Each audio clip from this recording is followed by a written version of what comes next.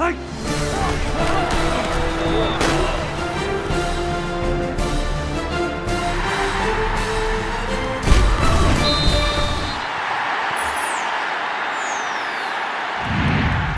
Gina Mizell here with former Cowboy defensive end Richetti Jones, our OSU Insider. We're inside today. It's a little chilly on this Monday afternoon at Boone Pickens Stadium, but of course we're going to look back on a crushing Bedlam loss for this Cowboy team, and then of course look ahead to their final regular season game of the season in Waco, Texas against Baylor this coming Saturday. But first, let's look back at a wild Bedlam game, a wildly entertaining game if you're just an innocent bystander. But what did you see in that game that ultimately contributed to the Cowboys' loss down the stretch there?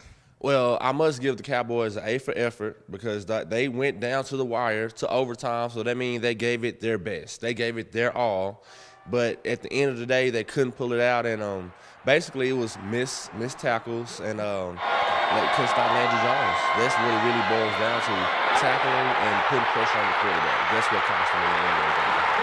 Absolutely. Now, a weird scheduling quirk this season with Bedlam not being the last game of the regular season. We can thank a conference realignment for the different schedule, but still one more game to play at Baylor, like I mentioned before. So after a tough loss like this, how do you rebound so quickly? Obviously, you guys kind of had to deal with it last year after the Iowa State loss before the Bedlam win. So if you're, as a player or as the coaching staff, how do you kind of rebound quickly before you go down to Baylor to play one more game? You have to have a short memory. A game like this, you have to let it go. What can you do about it? It's over with. But what you can do is you can get ready for this week. You can prepare, and you can get your guys motivated and tell them, hey, we are still bowl eligible. We're playing for a better bowl. So let's beat these guys. Let's give it everything we have so we can play in a warm place this bowl season. Absolutely. Now, looking at Baylor, they became the 9th team from the Big 12 to get bowl eligible on Saturday with their overtime win against Texas Tech. A lot of people left this team for dead about a month ago, but they played a lot better. They pushed OU to the brink. They beat Kansas State. They obviously beat Tech, like I mentioned last week. What's the hard part about maybe defending this team? Obviously, they play some offense, and their defense has been playing better as well. So what do you see from this Baylor squad that makes them tough in the last month or so? Well, besides, I'm not even going to talk about X's and O's right now. This is the last game of the season. This is the last game for their seniors. The last home game, and it's the senior game. This is senior day. So they're going to come out there, they're ready, they're going to be pumped up, and they're going to give the Cowboys everything they have because once it's over, you won't get it back.